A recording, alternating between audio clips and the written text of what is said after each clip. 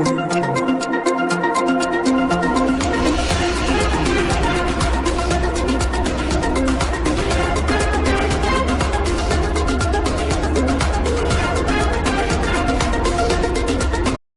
morning and welcome to our Morning Express News. I'm your presenter Jacob Mwendo.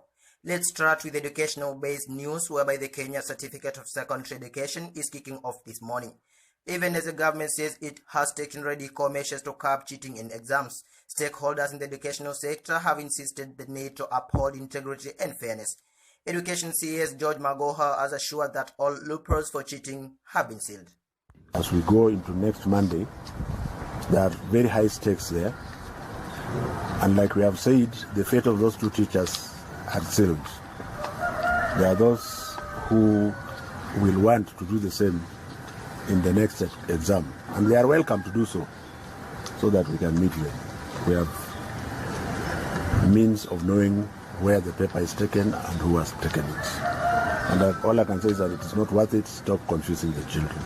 Today, the candidates will start with English Paper 1 in the morning, and late in the afternoon, they rate Chemistry Paper 1. Over 830,000 candidates are registered for this year's KCSE exams across the 10,413 examination sectors. The exams will run from March 14 to April 1st, whereby the marking of KCSE will begin on April 4th and run through to 22nd, 2022. In the world of politics, confusion is reigning in the Kenya Kwanza Alliance after a section of ANC leaders decides to leave the Kenya Kwanza. This move has been accredited after the earthquake which took place in Bomas of Kenya, whereby Mudavadi is still pressing to be the UDA's running mate. Elvis Ambani with the details.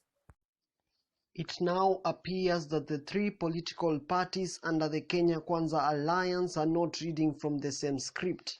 This is after a section of the ANC leaders threatened to leave the Kenya Kwanza Alliance coalition if their party leader Musalia Mudavadi is denied the running mate position. The leaders, including Kakamega Senator Cleophas Malala, have said that it will be wrong for the UDA leader William Ruto to pick a running mate from the Mount Kenya region and thus denying other Kenya Kwanza principles a say in the coalition.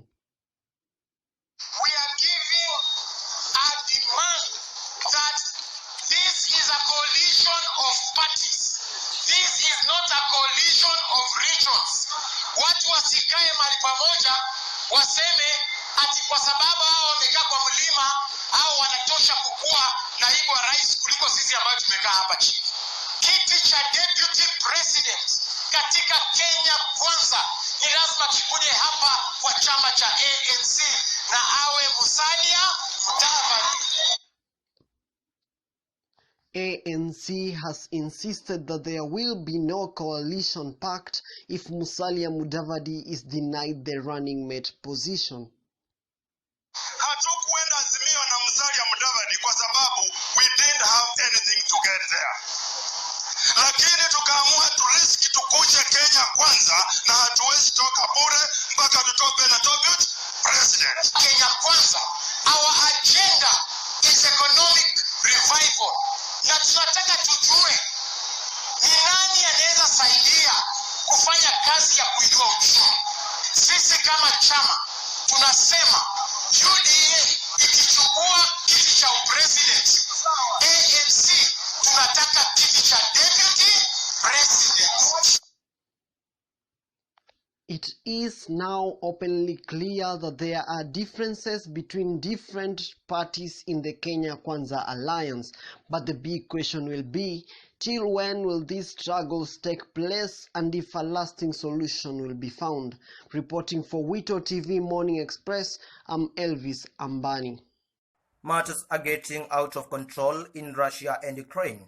This is triggered by Russia-Ukraine conflict, whereby economic development is altered and the effects are felt in the third world countries. The latest results from the war is the fleeing of immigrants back to their home countries, not leaving behind the killings and destruction of property in the nation. Mildred Giles with the story.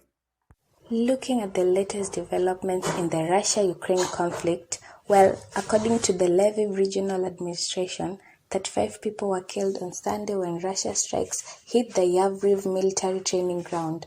More than 30 missiles fired from warplanes flying over the Black struck the military base. According to United Nations tally, refugees fleeing from Ukraine has surpassed 2.7 million. The UN High Commissioner for Refugees says 2.7 million refugees have fled Ukraine, which is 100,700 more than the previous count on Saturday. Poland is home to 1.6 million people, accounting for more than half of the total.